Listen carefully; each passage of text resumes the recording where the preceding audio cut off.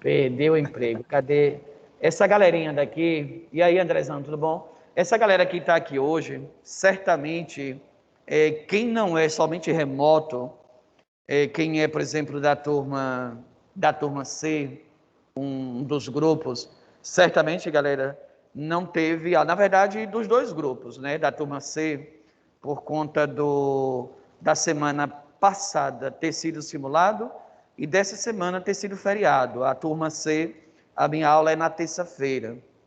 Então, a galerinha que está aqui, acho que são em torno de uns 15, 20 alunos desse grupo aí, pertencente a essa turma, não viram ainda a última aula que nós passamos aqui para todas as outras três turmas. A A, D e a B viram essa aula sobre os filósofos e a morte, né?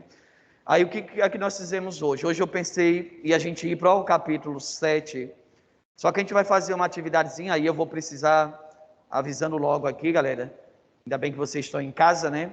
É só abrir a gaveta aí, né, André? Puxa a gaveta aí e pegue a parte 1 desse livro aqui nosso, por favor, galera. A parte 1. E aí, João Pedro, talvez eu precise fazer uma dupla aqui, João Pedro e André, viu, para a leitura. Daqui a pouco eu situo vocês aí. Na verdade, eu quero que vocês abram na página 115. Página 115.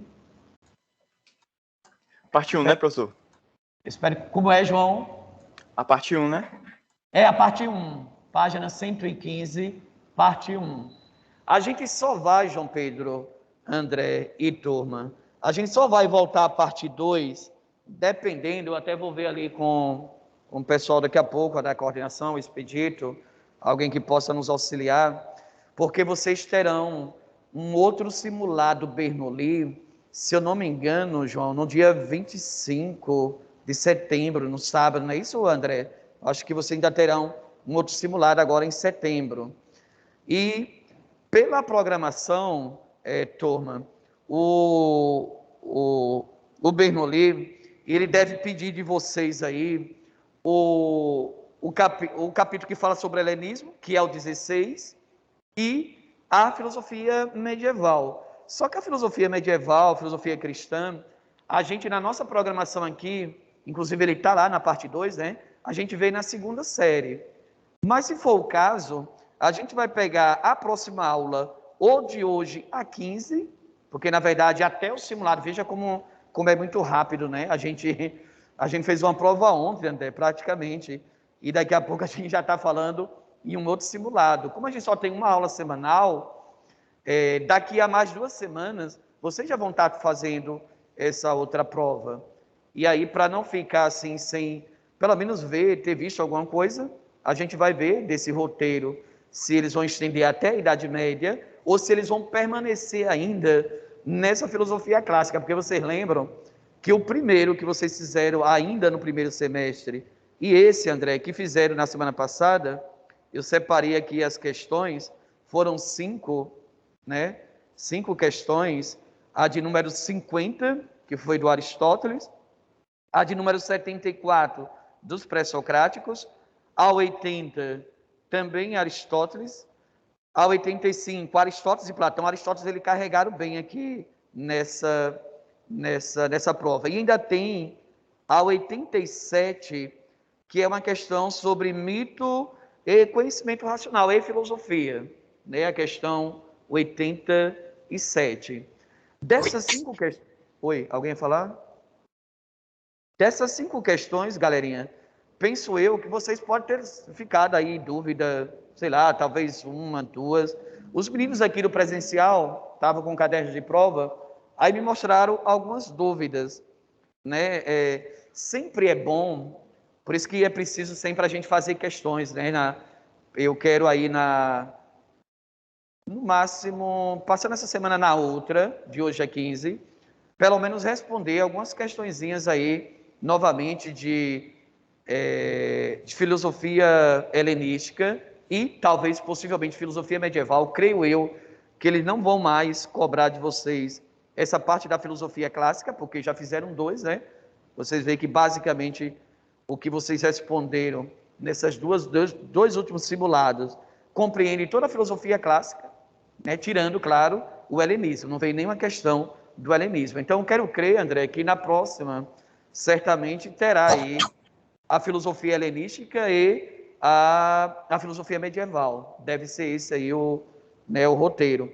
E para quem gosta, sei lá, o professor já queria antecipar a leitura, pois vá lá.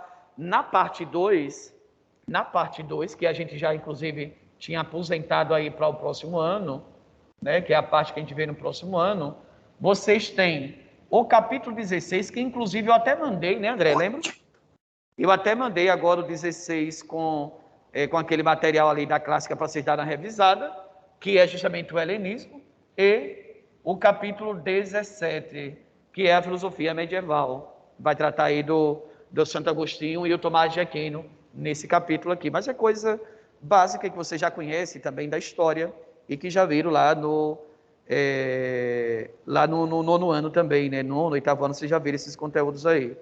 Mas é sempre bom a gente exercitar questões, né? Porque eu percebi ali, os meninos me mostrando as questões que erraram. Cara, é preciso fazer uma leitura do texto e a partir desse texto ali a gente fazer a interpretação, porque teve umas questões lá do Aristóteles que todas as alternativas diziam respeito a Aristóteles, quando ele coloca ética, biologia, lógica, metafísica, tudo isso aí diz respeito a Aristóteles. Só tem que ver o que é que o texto está, para onde é que o texto está indo. Né? Tinha um texto lá que começava lá, o estudo do ser enquanto ser. Meu irmão, isso só pode ser, André, só pode ser ou metafísica ou ontologia.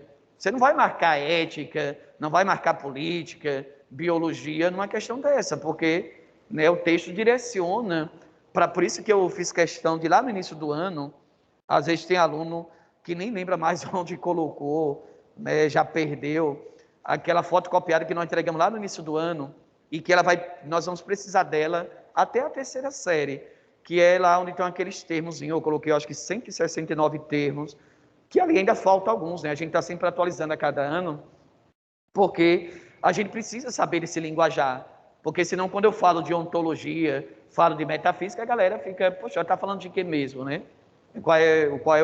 Esse conceito se refere a quem, de quê, em que época? Bom, então, feito esses esclarecimentos, queria fazer ainda um outro esclarecimento antes da gente ir aqui para a página 115, sobre a nossa atividade avaliativa, galera.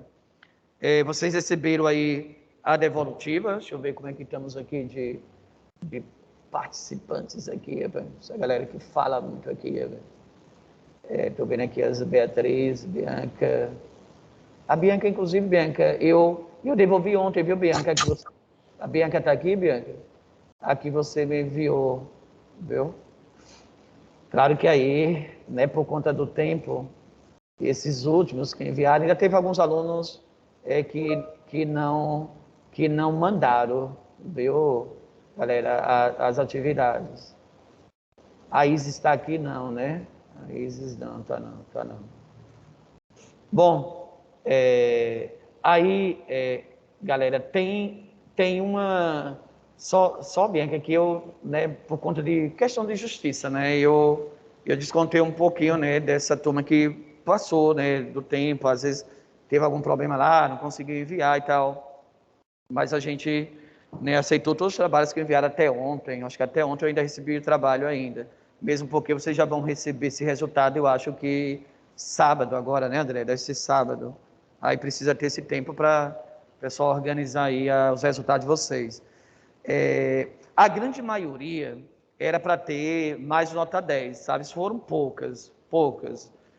A grande maioria pecaram em duas questões.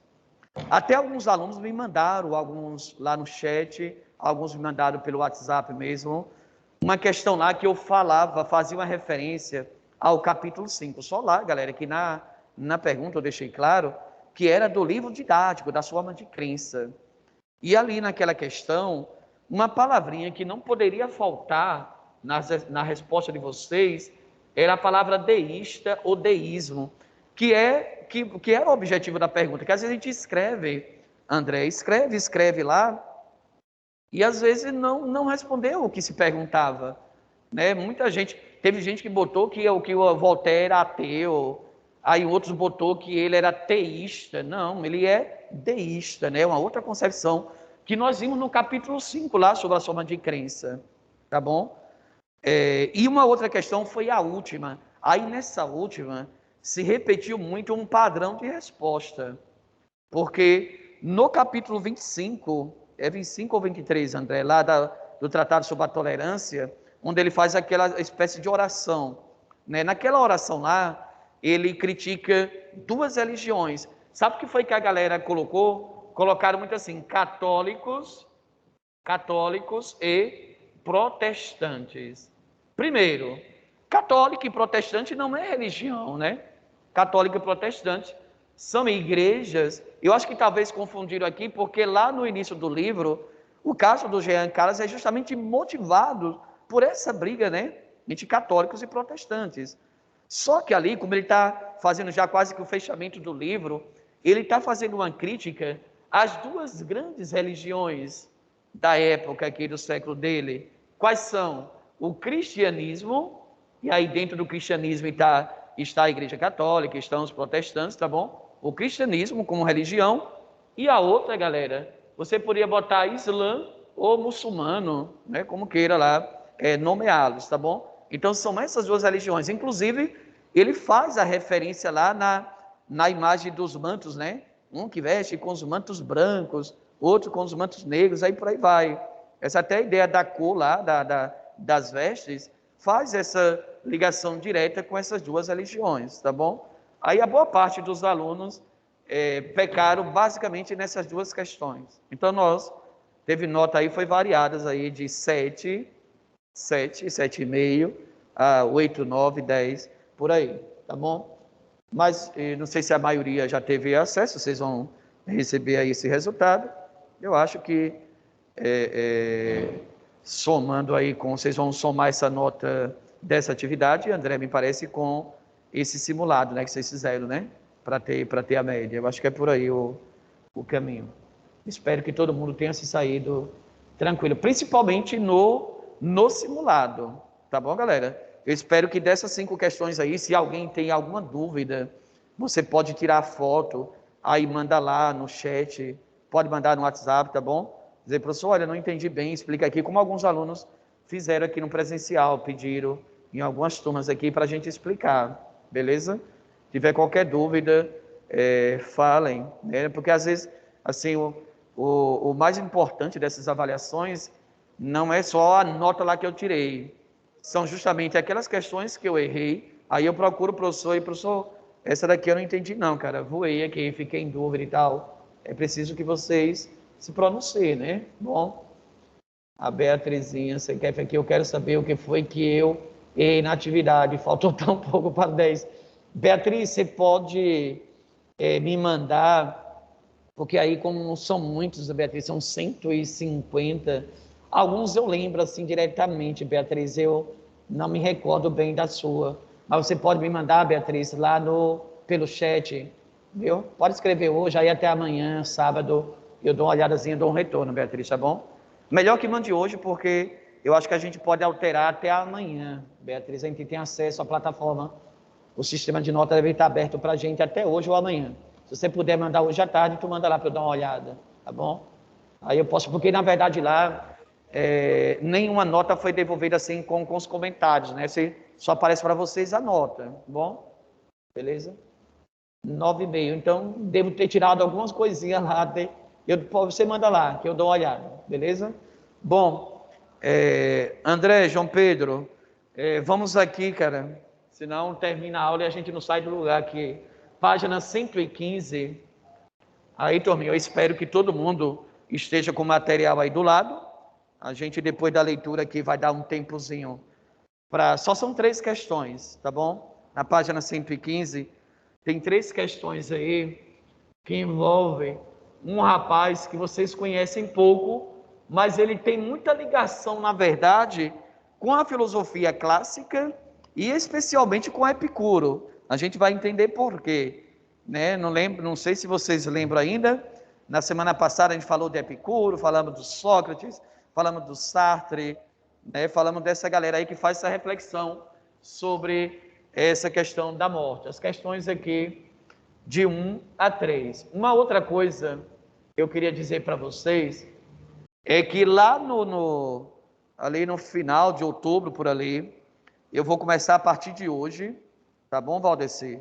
Começar a partir de hoje aqui, selecionar alguma dessas questões e vocês vão me devolver, beleza? Aí eu vou dizer depois. Por isso que eu quero que vocês respondam aí num cadernozinho uma parte. Tem gente que escreve aqui no livro mesmo e tal, mas respondam num caderno à parte, numa folhazinha à parte aí, beleza? Página 115, eu vou fazer só a introdução aqui do texto, André. Aí você vai alternando, por favor, entre você e o João Pedro. Cadê o João Pedro? Está aqui ainda? O Anônimos, João Tô aqui, Pedro. professor. Ah, tá aqui. João Pedro está aparecendo aqui, o Anônimos, sei lá, medieval. Tem uma foto aqui. Vamos lá. Scorpion vascaíno, professor.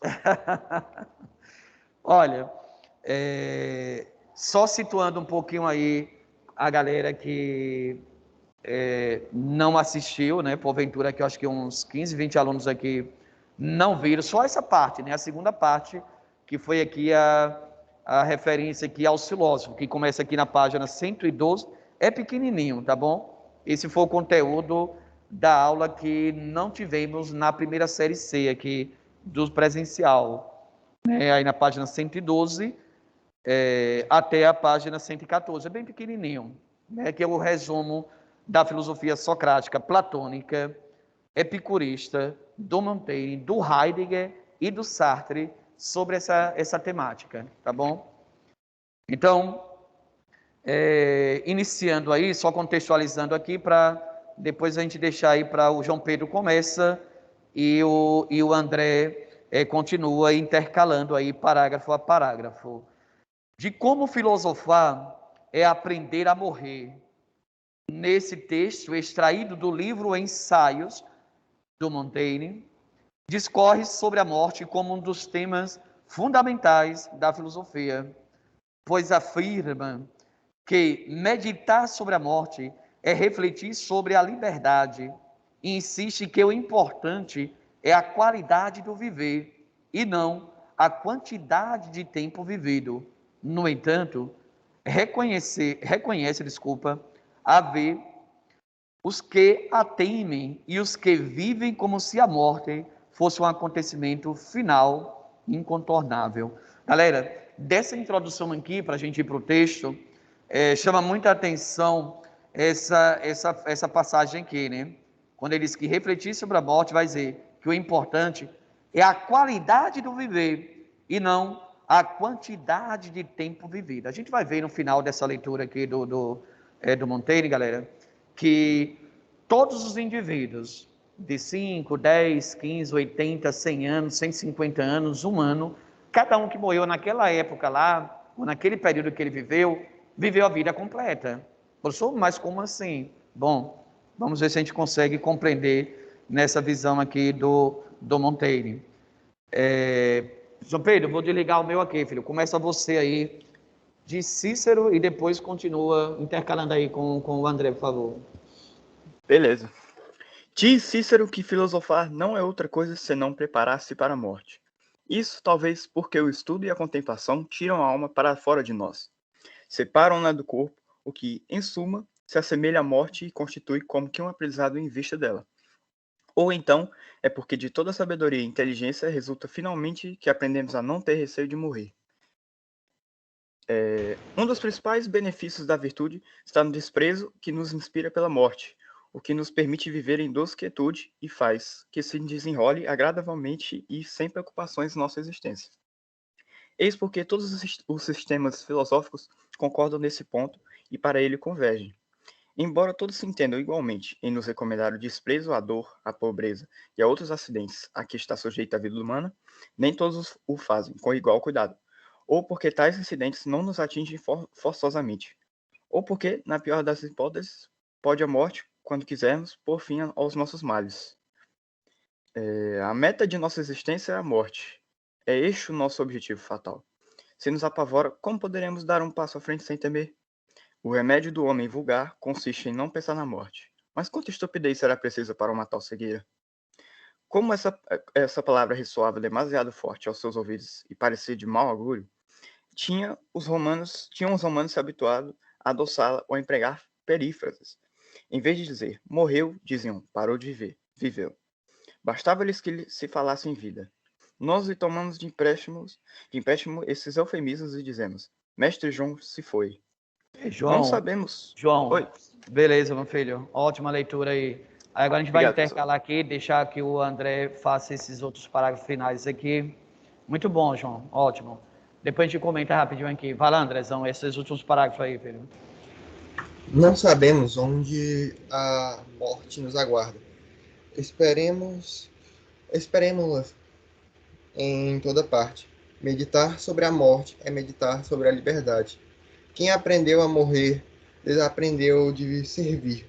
Nenhum mal atingirá quem na existência compreendeu que a privação da vida não é um mal. Saber morrer nos exime de toda sujeição e constrangimento. Mas agir, portanto, e prolonguemos os trabalhos da existência quanto pudermos, e que a morte nos encontre a plantar as nossas couves, mais indiferentes à sua chegada, e mais ainda ante as nossas hortas inacabadas. Devemos desfazer-nos dessas preocupações vulgares e nocivas. Se construíram cemitérios perto das igrejas e nos lugares mais frequentes das cidades, foi, diz Licurgo, para acostumar a plebe, as mulheres e as crianças a não se assustarem à vista de um morto, e a fim de que o contínuo espetáculo de ossadas, túmulos, pompas funerárias advirta a todos do que os espera. A natureza nos ensina: sais deste mundo como nele entraste. Passaste da morte à vida sem que fosse por efeito de vossa vontade e sem temores. Tratai de vos conduzirdes de igual maneira ao passardes da vida à morte. Vossa morte entra na própria organização do universo. É um fato que tem seu lugar assinado no decurso dos séculos. A vida em si não é um bem nem um mal. Torna-se bem ou mal segundo o que dela fazeis.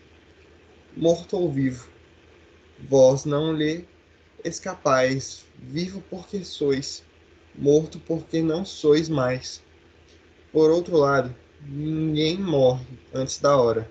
O tempo que perdeis não vos pertence mais do que o que precedeu o vosso nascimento, e não vos interessa.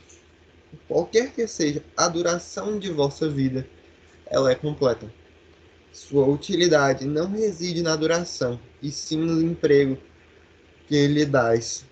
A quem viveu muito e não viveu, meditais sobre isso enquanto o podeis fazer, pois depende de vós, e não do número de anos terdes vivido bastante. Valeu, André, João Pedro. Beleza aí a nossa dupla de hoje. Galera, se vocês observarem como o Montaigne, né, que é um filósofo que se encontra aí inserido, né, num gênero literário, que ele próprio se declara, né, como ensaísta, né, os livros o formato do Montaigne escrever é bem interessante porque ele discorre sobre várias temáticas, né, como a amizade, os costumes, os valores, o casamento, a velhice, a morte, que é um tema em discussão desde a filosofia grega, chega aqui ao período moderno e chega também até hoje, né, no nosso mundo contemporâneo. Vocês veem que o formato dele escrever a gente, na leitura que vocês vão lembrar muito da filosofia epicurista, há uma ligação muito grande dessa forma de entendimento dele com a forma do Epicuro, dá para relacionar muito. Veja que quando ele diz, eu acho que foi o último parágrafo, o último parágrafo, né, o tempo, cadê? Por outro lado, logo na segunda linha aqui do último parágrafo, por outro lado, ninguém morre antes da hora. Eu não sei, né, a compreensão de vocês, né, eu acho que cada um tem uma leitura sobre essa afirmação, porque aí as pessoas vão dizer, tio, mas e o menino que morreu lá com 5 anos, 6 anos, 15 anos, 20 anos, na flor da idade? Cara, tudo tem um propósito, na verdade, né? Ninguém morre antes da hora. As pessoas que viveram 5 anos, 1 ano, 10 anos, 80 anos, 100 anos, cada um viveu a sua vida completa. Agora, filho, para explicar isso, né, na prática, eis o mistério mesmo, né? A gente não sabe, tem alguns questionamentos que fazem parte, né, da nossa existência, por isso que o livro ele traz o Heidegger e o Sartre, 2 indivíduos ali que vão na proposta existencialista, como a gente refletiu na semana passada, mesmo para aqueles que não estavam presentes aqui, eles têm uma concepção diferente da morte, né? Essa morte como nada, como um absurdo em relação à pessoa humana, mas a gente já viu desde lá das últimas aulas, né, quando nós começamos a falar sobre isso aqui, que na verdade é justamente a morte que dá um significado para a vida. Vários literários e autores vão nessa compreensão, é justamente ela que vai dar esse sentido, né, para a nossa existência.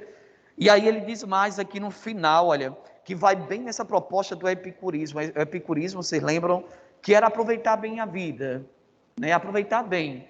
De que forma, professor? Irmão, de forma controlada, né? De forma moderada, de forma que você exercite a sua capacidade racional, porque afinal de contas, nós somos, né, seres racionais. Ele coloca aqui, olha, qualquer que seja a duração de nossa vida, ela é completa.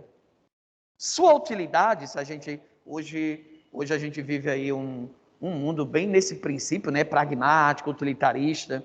A utilidade da nossa vida não reside na duração, André, mas sim no emprego que ele dás. Por isso que inclusive na aula passada, a gente viu um pouco dessa frase aqui também do Montaigne, né? O importante é a vida, que é o finalzinho do penúltimo parágrafo. A vida em si, ela não é um bem nem um mal. Torna-se bem e mal segundo o que dela fazeis. Porque a vida, como dizia o velho Sartre, a gente viu na aula passada, e mesmo aqueles que não estiveram na aula passada lembram do Sartre, lá do 9º ano, né? A ideia do Sartre é que nós fazemos as nossas escolhas no nosso dia a dia. Então, a nossa essência, a nossa vida, né, o nosso futuro, o nosso amanhã, ele depende das escolhas que nós fazemos hoje, aqui e agora. E é sempre o Sartre diz que a nossa vida é um caminhar, né, nesse equilibrar-se, tentar se equilibrar-se, né, nesse vai e vem, porque assim é a nossa existência, tá bom? Agora, claro, né, turma, vocês com toda a formação cristã que tem, familiar, escolar, por isso que a gente viu antes o capítulo, a organização do livro, ele coloca antes, né, o capítulo sobre a crença, cada um na sua forma de crença tem esse elemento a mais, né, para tentar entender todos esses mistérios que envolvem a nossa existência humana, ou a nossa finitude. Porque creio eu que a grande maioria de nós aqui não se enquadra naquele perfil dos puro materialismo, né, ou do puro existencialismo. Ah, não, professor, só existe isso aqui, essa matéria, João, morreu, acabou. Acho que a grande maioria de nós tem essa compreensão, né, de que há uma vida após essa existência terrena aqui. E essa existência terrena aqui, a gente não sabe quando ela se extingue, se bem que o ser humano tem apressado um pouco, né, essa nossa existência, né, André? Em todos os sentidos aí. Turma, tem 3 questõezinhas aqui que eu quero que vocês respondam rapidinho. Deixa eu ver, faltam 16 minutos, não sei se dá tempo colocar as 3 aqui no quadro, né, as respostas, mas eu queria, enquanto eu vou escrevendo aqui, João não, André, dá para enxergar desse tamanho aqui a letra que eu estou colocando no quadro? Dá? Dá tranquilo para ver? Tá. Dá, né? Tem muita luz, se for o caso, eu apago a luz aqui, se tiver algum reflexo aqui no quadro. Não sei como é que vocês... Se puder deixar só um pouquinho maior, eu acho que fica melhor. Ah, beleza. Pois quando eu for escrever aqui, eu coloco um pouquinho maior. Bom, aí galera, tem a primeira pergunta, ela é quase ela é pequena essa resposta, mas é quase um caminhar na história da filosofia, porque a pergunta é assim: qual é para Montaigne a relação entre filosofia e consciência da morte? Quando ele fala filosofia, ele está falando da própria história mesmo, né? Começando ali por Sócrates, aquela galera Epicuro, aquela galera mais antiga, até aqui o período moderno.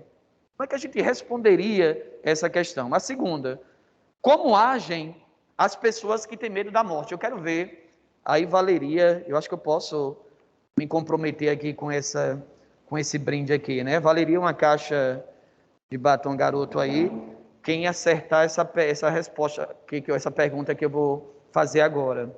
Na segunda questão ele diz, como agem as pessoas que têm medo da morte? Na aula passada, isso também só vale para quem estava na aula passada, claro, né? Galera que não estava não vai saber, a não ser que tenha visto a aula gravada, sei lá. Dos filósofos que a gente viu semana passada, tem um carazinho chamado Heidegger. E o Heidegger fala que existe 2 tipos de vida, a autêntica e a inautêntica. Qual é a diferença desses 2 tipos que o Heidegger coloca? Alguém lembra aí da aula passada? O que seria uma vida autêntica e o que seria uma vida inautêntica? Pode falar ou pode escrever aqui no chat. Deixa eu ver se vocês que gostam de escrever tanto.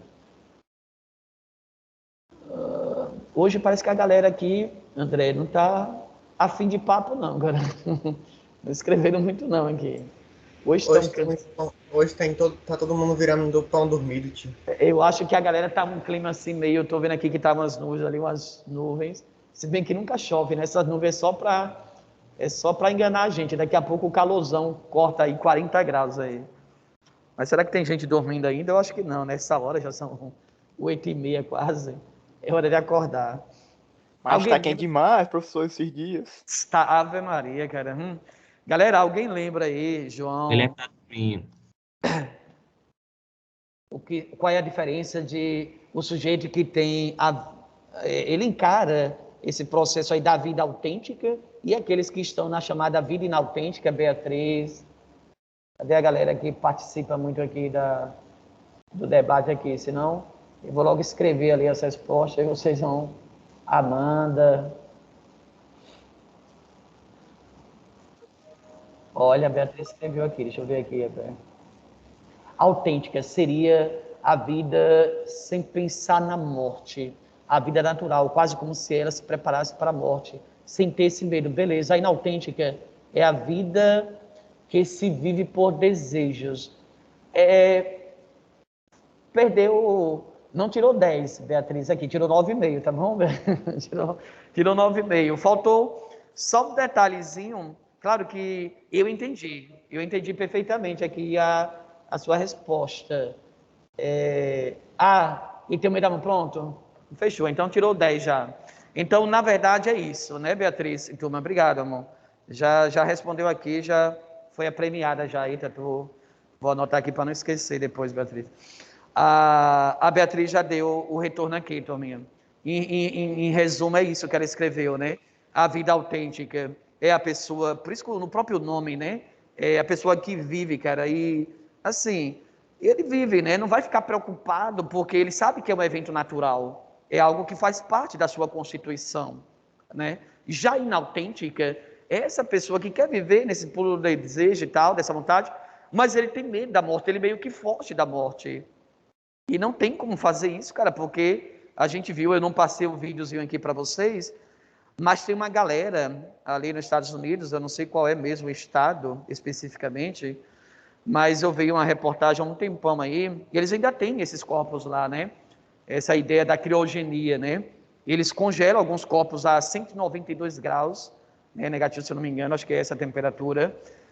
Tem lá todo um processo de retirar o sangue e colocar um outro líquido. né, para proteger, salvaguardar aí esses órgãos, para daqui a 100 anos, 200 anos, se for possível, tornar a viver. Cara, esse desejo de vida eterna, a gente vai por outro caminho, não por esse caminho científico aqui, cara, porque nós não avançamos a tal ponto. Pode ser, né, que daqui a, sei lá, 100 anos, 200 anos, a gente esteja uma outra espécie aí de raça humana, sei lá. Mas essa nossa raça humana, ela é finita. Já está garantida, Beatriz, viu? Está garantida. Você, inclusive, aceitou. Turma, então, a primeira questão, qual é para... desculpa, tem a terceira ainda aí, né? Que relação Montaigne estabelece entre liberdade e consciência da morte. São 3 respostazinhas pequenas, tá bom? Eu vou colocar aqui, já faltam 10 minutos, se der tempo eu coloco as 3 aqui, senão depois a gente completa ou deixa disponível lá para vocês. A primeira, galera, e aí eu queria que vocês anotassem num cadernozinho aí, separado, tá bom? Na folhazinha aí. A primeira questão, aqui vocês devem caminhar por esse princípio, aqui como resposta, viu, galera, dessa primeira questão aí.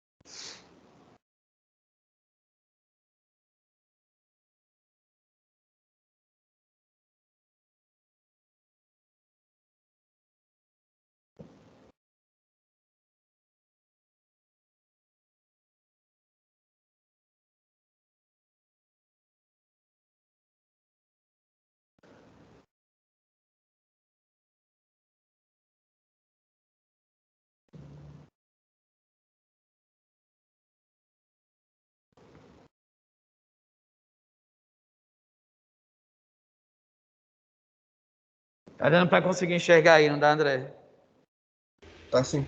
Ah, beleza.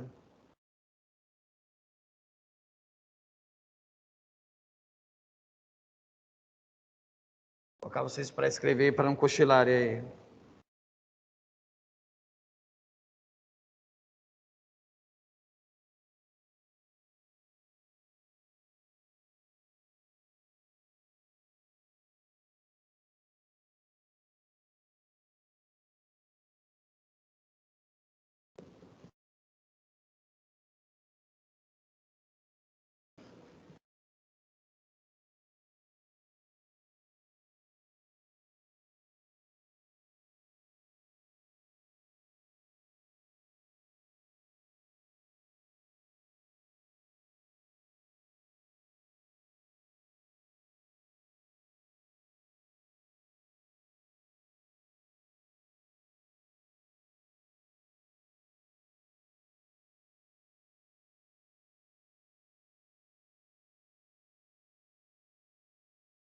Não ter receio de morrer.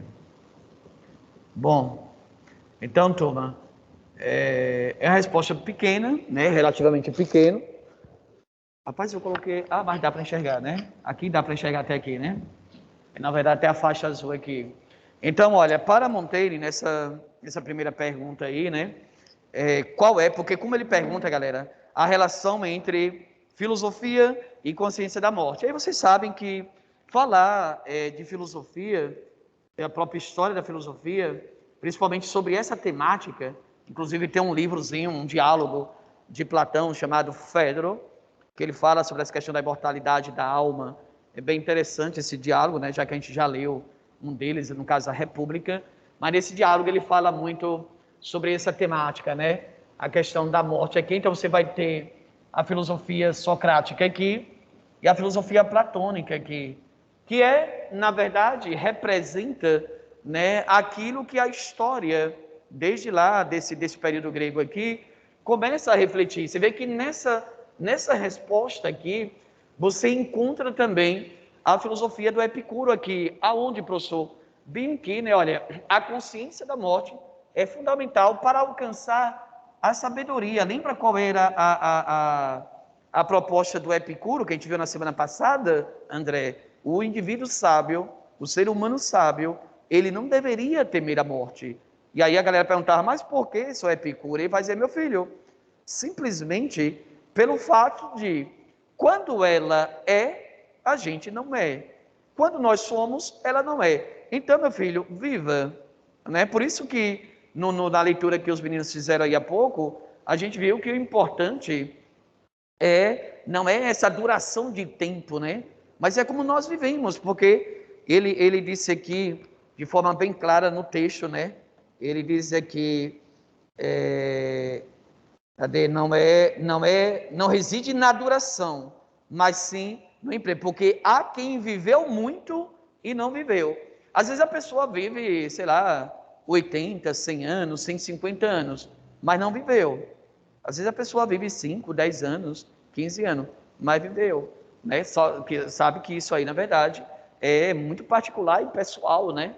Como é que as pessoas encaram essa sua existência, né? Porque a existência humana, ela é sempre cheia, né, de reflexões, de indagações, mas que cada um tem que dar o seu retorno, né, galera? Cada um tem que dar a sua contribuição. Afinal de contas, nós temos uma missão, temos um porquê, né, de estarmos aqui neste lugar. E como a gente viu na semana passada, o Sartre diz, olha, a gente não escolhe, cara, onde a gente vai nascer, em família A, B, C, no Japão, na China e tal, mas a gente pode mudar a realidade na qual nós estamos inseridos.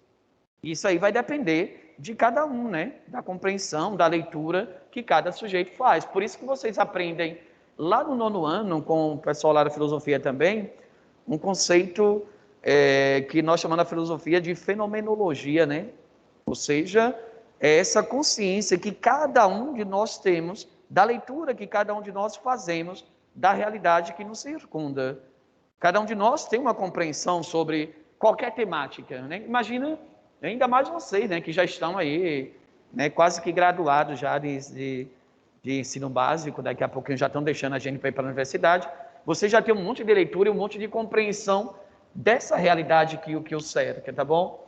Galera, não vai dar tempo eu colocar as 3, né, aqui, mas a segunda, ele pergunta aqui, como agem as pessoas que têm medo da morte? Aí a gente lembra da resposta aqui da Beatriz Sekeff aqui, né, essa ideia da vida inautêntica, essas pessoas que têm medo da morte.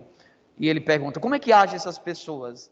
Eu vou só fazer a leitura rapidinho aqui, galera, não vai dar tempo para a gente escrever aqui, mas ele diz na segunda, como resposta básica, né, para essa questão, aqueles que temem a morte,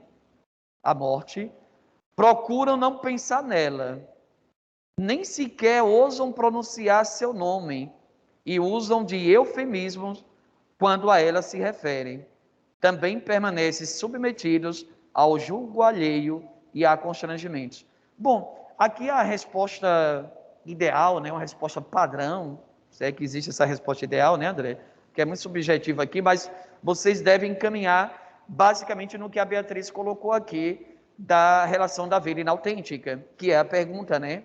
Ou seja, as pessoas que têm medo da morte, que fogem da morte, André, é uma pessoa de uma vida inautêntica, tá bom? Aí vocês vão mais ou menos por aí. E a terceira e última, galera, que relação o Montaigne estabelece entre liberdade e consciência da morte? Aqui a resposta foi um pouquinho maior, mas que cada um pode, na sua reflexão aí, construir a sua resposta. Aqui ele colocou, para Montaigne, aquele que não teme meditar sobre a morte é também mais livre, porque reconhece que morrer não é um mal. Inclusive, na sua resposta, galera, vocês podem botar esse parágrafozinho que o André leu aí na segunda coluna, no penúltimo parágrafo, quando ele diz, a vida em si não é um bem e nem um mal, né? Vai depender do que você faz.